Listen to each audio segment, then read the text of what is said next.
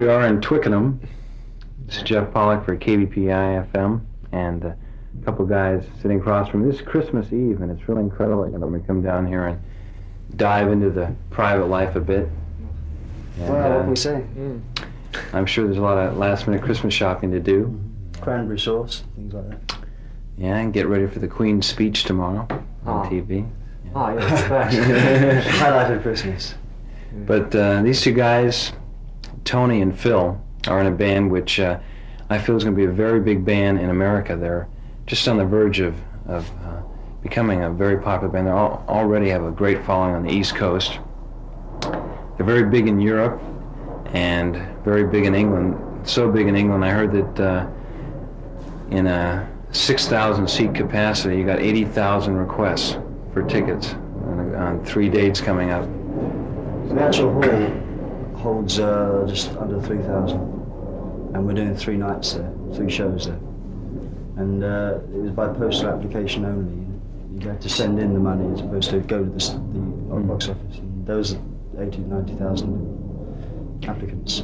And that band is, folks, Genesis. Hurrah, hurrah. Sorry, tell them who we are. Right, but Tony Banks is a keyboard player for Genesis, and Phil, very interestingly enough, is a drummer and the lead singer now. And that was really a remarkable thing, how that happened. A lot of people felt when Peter left the band, well, what's going to happen? You know, because a lot of times people forget that how great the band is behind the singer. And A Trick of the Tail, which came out about a year ago, proved that. And it did very well in the States, very well all over the place.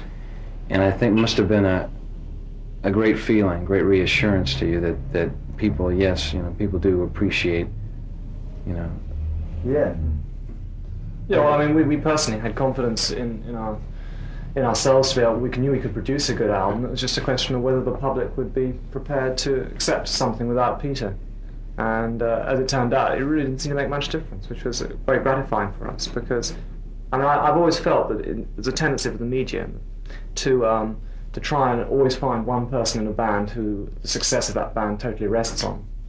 And I think in many cases it's not so that. It's a collective effort, and it depends on the 5 people, or 4 people, or 3 people, or how many there are involved, you know, in order to produce the final result that is, you know, that is something special. It's really interesting, because I guess you had auditions for a new lead singer, then you just figured that... Yeah. We started writing the album, and, you know, rehearsing for the album as a 4-piece, and we knew we had to find a singer, really. So we just, every now and again, we'd have batches of people down to audition, and they were sifted from tapes that we'd been sent, and we just picked what we thought was the best. And there were some good singers, and there was probably a few people that will become successful in one way or the other, you know. But there's no one really fired our imaginations. I mean, we've been like together for such a long time, and there is whatever you call it, there is something there between us, and it's quite hard for an outsider to particularly a singer, because a singer has to project the image of the band, and therefore it has to be someone that everyone feels very, very strongly about and feels is just right. And you know, it's slightly easier, I think, with any other position in the band.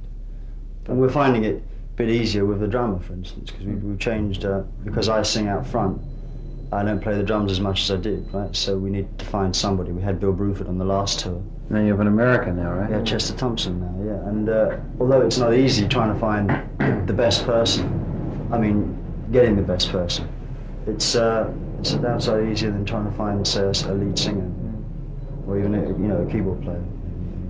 It's amazing how much you do sound like Peter, though, and I'm not saying that you sound like Peter, but it's amazing how much the sound of Genesis is intact, even with a different lead singer, and that's kind of amazing. But that's, I think, down to the writing a lot. I mean, the actual, the tunes that Peter sang weren't necessarily Peter's tunes. So with Peter gone, the tunes and the style of Genesis is still the same, because there's still 4 writers as opposed to the 5 writers. It was interesting that when the people we auditioned had to sing 1 or 2 of Genesis songs during the audition, you know, obviously, and it was remarkable how similar they all sounded to Peter. Really? Yeah, because just when you're singing a song with quite a sort of complex melody, like we write, well, just the kind of melody we write and the kind of lyric we write, it doesn't leave one much freedom for sort of individual expression, I think. You know, the character is there in the song. There's not much you can do with it. beyond that. You know? What song did you try him on? I'm just curious. Well, Firth the Fifth was one. I like that one a lot. There's another one, Cuckoo Cocoon, which was a sort of slow tune from the Lamb. Lily White Lilith from the Lamb. We were just sort of tunes that were easy for us to play. Yeah, we wanted to get something listen. with a certain amount of easy to learn as well. Right. It had to be.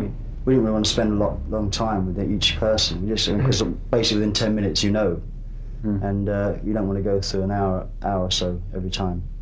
I mean, some people came down from the north of England, and that is when they come all that way and then they walk in the door, open their mouth, and that's it. You know that maybe not the right person, but you feel obliged to go through the motions of it. Yeah. Well, that must be hard to do. It is difficult because you feel like you're playing God, you know, and you know what you'd feel like if you're in that position, and you feel terrible to sort of, each time you sort of feel a person isn't right, you know that you're kind of, you know, they're going to be disappointed and things, and it gets a bit difficult. Yeah.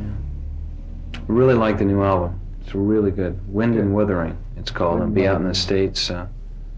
January 1st, probably. January 1st. Wuthering is the sound the wind makes, I guess, in the trees. Well, no, there's a book called Wuthering Heights. It's quite a famous English novel by Emily Bronte, and it's just the character. We were thinking more. There's one or two pieces on the album that sort of conjured up this sort of the image of Heathcliff and things. But particularly, I think we were thinking about the film version of it with Orson Welles and things. You know, and no, not Orson Welles. I got it wrong. Yeah, sorry, I got it. But you know, the sort of character in that kind of era, and sort of the film music that went with those sort of films. There's one little section on side 2, instrumental, which called Unquiet Slumbers for the Sleepers, which is what originally conjured up the title of Wind and Wuthering.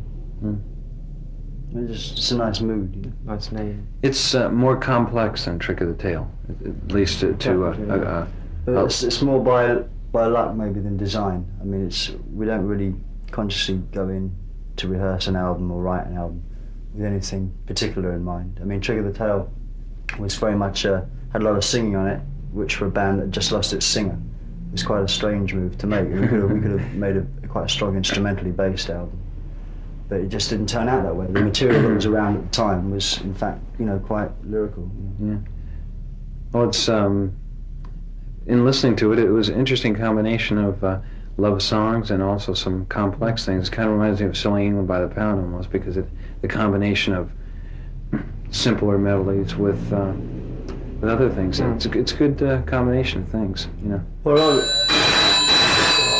I was just saying about another reason for the voice. A lot of the time, I think, when I was singing maybe behind Peter on a lot of songs. I remember that. And the combination of voices sounded like one voice. I mean, no taking any of the wind out of Peter's sails, because he was the lead singer without a doubt, you know.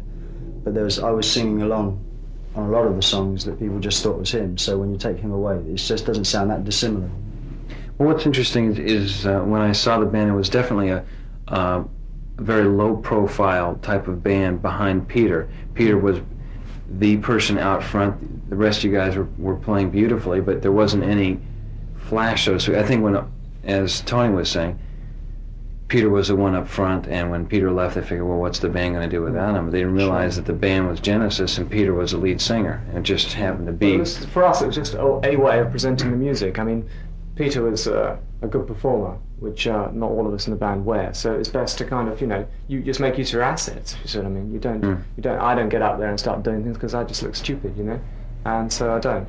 It's a real pretty piece on the new album, which has some real nice keyboard playing, and it ends with a little piano. Yeah, you know, the one from the Vine. That's real nice. Track, yeah.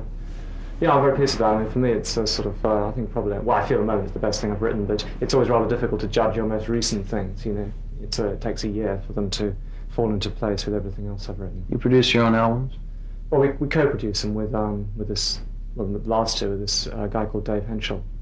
And he takes a pretty strong sort of production role, really, doesn't he? But in fact, it's so easy, really, because we're all aiming for the same thing. And we come into the studio, into the control room after we've done something, you know, and all we ever say is what we don't like. I mean, usually it's quite close to what we want anyway.